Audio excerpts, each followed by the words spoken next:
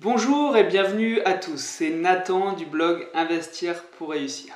Je vais vous montrer dans cette vidéo comment faire pour meubler et agencer un appartement, du studio en location courte durée, en passant par le studio meublé à l'année, jusqu'à la chambre en colocation.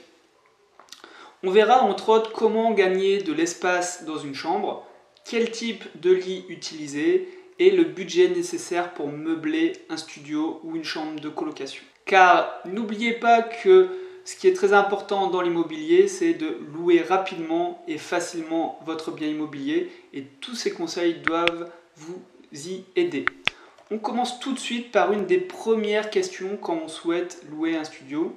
C'est quelle peinture utiliser pour une chambre, comment peindre une chambre. Moi je vais vous conseiller un style sobre, simple et épuré. Un style qui peut plaire à tout le monde en fait.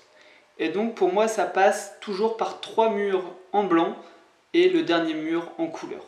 C'est en général le meilleur compromis pour avoir un style sobre sans pour autant que ça ressemble à une chambre d'hôpital. N'oubliez pas que vous allez meubler votre studio ou votre chambre et à ce moment-là vous pourrez toujours ajouter une couleur supplémentaire avec les rideaux, le bureau ou un abat-jour de couleur. Je rappelle aussi que dans un studio ou dans une chambre de colocation, on retrouve 50% d'étudiants et 50% de jeunes salariés. Rien ne sert de trop personnaliser le logement à la base, laissez-leur se l'approprier. Si vous personnalisez trop votre logement, vous risquez de perdre des potentiels locataires. On sait tous que les goûts et les couleurs ne se discutent pas. Par exemple, moi j'aime le orange, mais d'autres non. Et c'est la même chose pour toutes les couleurs. Ce qu'il faut retenir, c'est que le locataire doit se projeter dans votre appartement. Ils pourront personnaliser leur chambre à leur goût, par eux-mêmes. Je parle de personnalisation légère, comme ajouter des photos, ajouter des cadres. Question suivante, comment gagner de l'espace dans un studio ou une chambre dans une colocation? Il va falloir travailler l'agencement et regrouper un maximum de pièces ensemble. Ça sera en général une pièce bureau plus chambre et une pièce salle de bain plus toilette. Il va falloir limiter au maximum les cloisons. Essayez de les faire sauter au maximum, surtout les cloisons en placo qui ne sont pas des murs porteurs. Ça va donner une sensation de grandeur à la pièce et vous savez que quand votre œil peut se projeter dans une pièce, c'est toujours mieux. Quand il n'y a pas de barrière pour l'œil, c'est toujours mieux, on a une sensation de grandeur et d'espace. Une bonne lumière et une bonne luminosité donnent aussi une impression de grandeur à une pièce, donc n'hésitez pas à ajouter des lumières au plafond pour améliorer la luminosité. Vous pouvez aussi ajouter des miroirs dans votre appartement, là aussi pour améliorer la luminosité. N'en abusez pas trop, 2 c'est suffisant. Ça arrive souvent que dans l'ancien, une chambre ne soit pas parfaite. On n'a pas un carré parfait, on n'a pas un rectangle parfait, on retrouve plusieurs angles. Par exemple, je sais que dans mes colocations, il y a le conduit de cheminée qui traverse plusieurs chambres dans les étages, ce qui crée des renfoncements dans les murs. En fait, il faut profiter de ce défaut, c'est ce que j'ai fait, pour y placer une armoire, une étagère ou un bureau. Ça permettra d'optimiser chaque espace, limite de faire semblant que ça soit du sur-mesure. Ça va améliorer tout simplement l'aménagement général de la chambre. Ce qui compte, c'est vraiment la surface perçue par le futur locataire. Alors vous vous demandez peut-être, est-ce que c'est obligatoire d'ajouter une télé dans la chambre? Moi je vais vous dire non pour de la location à l'année. Maintenant, on ne regarde plus la télé comme avant, on regarde des séries sur son ordinateur. Et par contre, pour de la location courte durée, là on va copier un petit peu les hôtels, et dans les hôtels, on aime bien avoir une télé pour se divertir. C'est aussi parce que les types de locataires sont différents entre la location courte durée et la colocation, par exemple. On va retrouver des personnes en déplacement professionnel ou en vacances principalement. Du coup, si vous faites de la location courte durée, optez vraiment pour une télé murale, fixation au mur. Comme ça, vous évitez le meuble télé qui prend de la place et qui ne sert à pas grand-chose. Toujours dans le but de gagner de l'espace. Alors, et pour le lit maintenant, qu'est-ce qu'on met comme lit? On met un canapé lit, on met un lit simple, on met un lit double. C'est vrai que le canapé lit a cet aspect très pratique, on ne peut pas le nier. Mais il ne faut pas que ça soit au détriment du confort. Donc à vous de le tester. Il ne faut pas non plus qu'il raye ou abîme le sol quand vous le dépliez et le repliez. Ça m'est déjà arrivé. Personnellement, justement, j'ai utilisé un canapé lit à un moment, quand j'étais en locataire.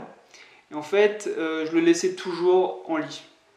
Parce que ça m'embêtait de le déplier et le replier tous les jours. Donc c'est pour ça que personnellement, je mets que des lits simples ou des lits doubles dans mes chambres. Les lits simples, ça permet de s'assurer qu'il n'y a qu'une personne qui dorme dans votre chambre. On évite la compagnie des petits copains. Et ça prend forcément moins de place dans la pièce, donc on a une sensation aussi de grandeur. Mais c'est vrai que j'ai constaté que la majorité de mes locataires recherchent un lit double, et c'est souvent un de leurs critères très importants. Donc je préfère faire un effort maintenant sur la taille du lit, donc je mets des lits doubles au détriment de l'espace occupé par un lit simple. Petite astuce que j'ai utilisée, parfois le sommier du lit double ne passe pas dans les escaliers ou dans l'ouverture d'une porte. Vous savez, quand vous avez des chambres dans les étages, des fois vous êtes limité par la taille du sommier. Donc, dans ce cas-là, vous pouvez acheter 2 sommiers, une place, c'est ce que j'ai fait.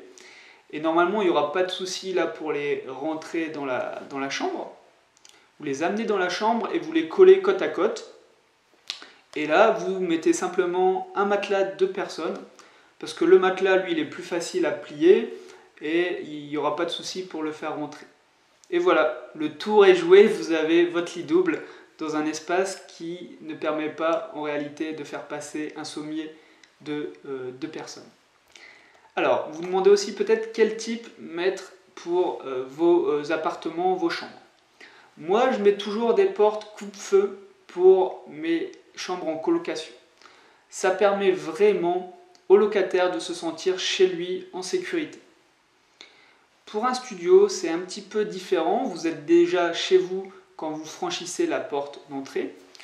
Donc, vous pouvez mettre des portes coulissantes, histoire, encore une fois, de gagner de la place. Et même, pourquoi pas enlever tout simplement les portes. Quand vous savez qu'il n'y a qu'une personne qui vit dans un studio, pourquoi avoir une porte supplémentaire?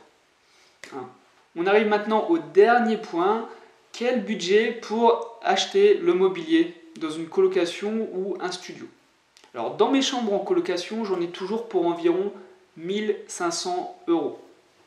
Ça comprend le sommier, le matelas, la table de chevet, le dressing ou une armoire, une bibliothèque, un bureau. D'ailleurs, je vous conseille 2 tréteaux et une planche pour le bureau. Ça fait énormément d'effets, ça plaît énormément aux jeunes et c'est très simple à poser. Et un rideau aussi qui ne laisse pas passer la lumière, une chaise, une lampe de bureau et une poubelle. Je pense qu'on a fait le tour. Choisis aussi du mobilier ouvert, c'est-à-dire avec un minimum de portes, de casiers, de serrures, etc. Toujours dans l'esprit d'augmenter la sensation d'espace et de laisser passer la lumière. Vous savez, c'est souvent des bibliothèques cubes, avec tout est ouvert, et des dressings avec un simple rideau qu'on fait coulisser. J'essaye de choisir des matériaux et des meubles résistants, car les locataires ne font pas toujours attention, mais ça doit rester de l'entrée de gamme. Ça ne sert à rien de mettre des produits de luxe qui risquent d'être cassés par les locataires, tout simplement. Et dernier point d'attention, très important auquel on ne pense pas, c'est le temps et la complexité du montage du mobilier. Choisissez toujours la simplicité. Comme pour le bureau, vous prenez 2 tréteaux et une planche, ça c'est la simplicité, car sur certains meubles, vous pouvez passer près de 2 heures dessus. Et je sais ce que c'est, et multiplié par le nombre de chambres, imaginez, ça peut vite monter à 2 à 3 jours d'installation. Et comme le temps c'est de l'argent, faites au plus simple. J'utilise en général les magasins de déstockage de meubles pour meubler mes colocations. Ainsi, j'offre des meubles neufs à un prix raisonnable. Pour de la location courte durée, l'effet coup de cœur est plus important, donc je vous conseille donc de faire des efforts supplémentaires sur la décoration. il vaut mieux mettre 1000 € de plus en déco et louer 6 à 7 nuits de plus chaque mois. Vous comprenez vite que vous allez vite rentabiliser ces 1000 €.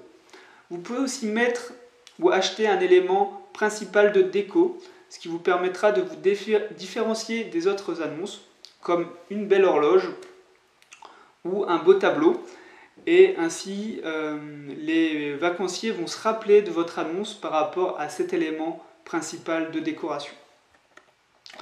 On arrive à la fin de cette vidéo. Donc pour résumer, n'oubliez pas que votre logement doit se louer le plus rapidement possible et plaire à un maximum de personnes. C'est la base.